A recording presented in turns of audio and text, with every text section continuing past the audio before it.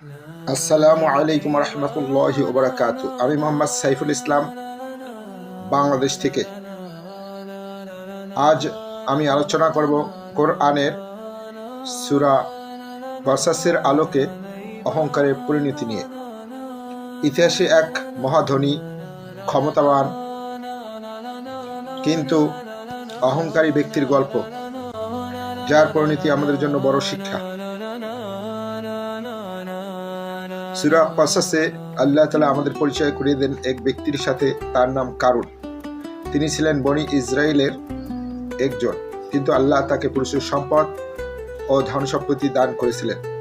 আল্লাহ বলেন, ইন্না কারুনা কানা মিন কওমি মূসা ফাবাগা আলাইহিম। কারুন ছিল মূসার জাতির অন্তর্ভুক্ত, কিন্তু সে তাদের উপর অত্যাচার করেছিল। মানুষ তাকে উপদেশ দিল, আল্লাহ তোমাকে যা দিয়েছেন তা দিয়ে আখিরাতের ঘর অর্জন করো।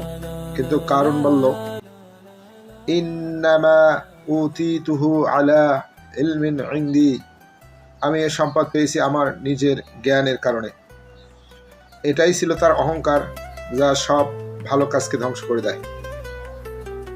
একদিন কারুন তার সমস্ত সাজসজ্জা ও ধনসম্পদের প্রদর্শনী করল। তার পোশাক, বাহন, চাকর, দাস সবকিছু দেখে সাধারণ মানুষ হিংসায় ভরে গেল। কেউ কেউ বলল, হায় যদি আমাদেরও কারুনের মতো সম্পদ থাকতো। কিন্তু আল্লাহ ভীরু মানুষ বলল, আল্লাহর পুরস্কারই উত্তম, তা কেবল ধৈর্যশীলদের জন্যই আল্লাহ বরাদ্দ করছেন।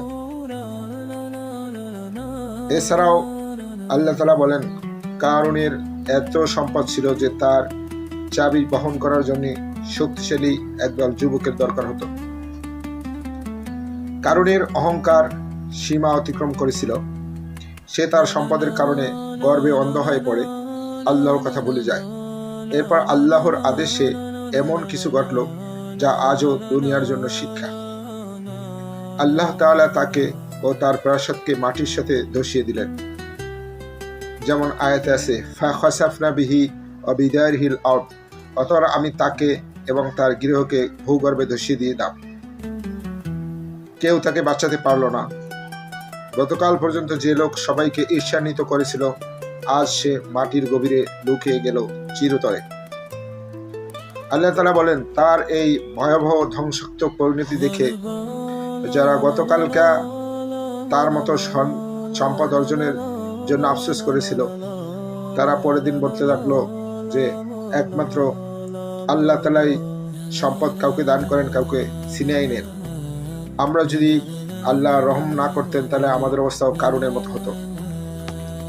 আমাদের জন্য এই ঘটনার ভিতরে শিক্ষণীয় বিষয় হলো, এই ঘটনা শুধু ইতিহাস নয়, এটা আজও ঘটতে পারে। আমরা যদি অর্থ, জ্ঞান, সৌন্দর্য বা ক্ষমতা নিয়ে অহংকার করি, তাহলে আমরা কারুনের পথেই চলছি। রাসূলুল্লাহ সাল্লাল্লাহু আলাইহি ওয়াসাল্লাম বলেছেন, যার অন্তরে সরিষা দানার পরিমাণ অহংকার থাকবে, সে জান্নাতে প্রবেশ করবে না। সহিহ মুসলিম।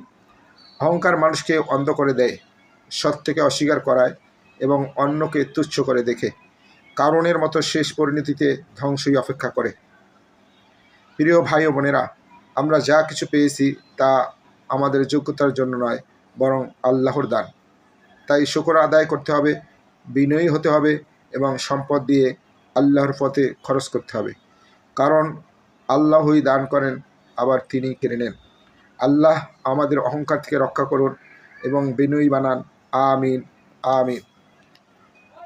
পবিত্র কোরআনের এরকম সুন্দর সুন্দর গল্প শুনতে আমার চ্যানেলটিকে সাবস্ক্রাইব করে রাখুন, লাইক করুন এবং আপনাদের মূল্যবান মতামত জানান, যাতে আমরা কোরআনের সুন্দর সুন্দর ঘটনাগুলো ভিডিও আকারে সারা পৃথিবীর মানুষের মাঝে ছড়িয়ে দিতে পারি। আপনাদের সহযোগিতা একান্তভাবে কাম্য।